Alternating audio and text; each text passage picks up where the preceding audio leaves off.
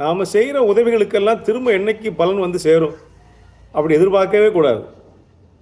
உதவி சின்னதாக இருந்தாலும் அதை விட பெரிதாக நமக்கு வந்து சேருங்கிறது நம்முடைய இதிகாசங்கள்லாம் சொல்லியிருக்கின்றன. இதிகாசங்களை எல்லாம் எதற்கு படிக்கிறோமோ இல்லையோ, இது போல நல்ல செய்திகளை மறைமுகமாக சொல்லி வைத்திருப்பார்கள். மகாபாரதத்திலே கண்ணன் கங்கையிலே நீராடி கொண்டிருந்தார். ஆண்களோடு நீராடி கொண்டிருக்கிற போது தொலைவில் பெண்கள் குளிக்க வந்தால் இவங்க எந்திரிச்சு வெளியே போயிடணும். அப்படி எல்லோரும் எழுந்து போன பிறகு கண்ணன் மட்டும் போகாமல் அங்கே இருந்தாரா.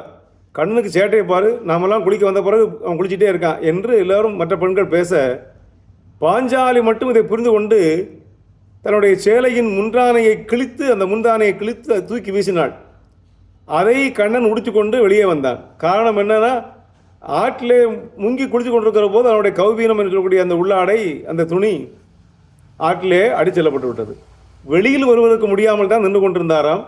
அதை உணர்ந்து கொண்ட, குறிப்பால் உணர்ந்து கொண்ட பாஞ்சாலி தன்னுடைய சேலையை சிறிய பாகத்தை கிழித்து கொடுத்ததற்காகத்தான் பின்னாலே சபையிலே இழுக்க இழுக்க இழுக்க துச்சாதனன் உரிய துயில் வந்து கொண்டே இருந்தது.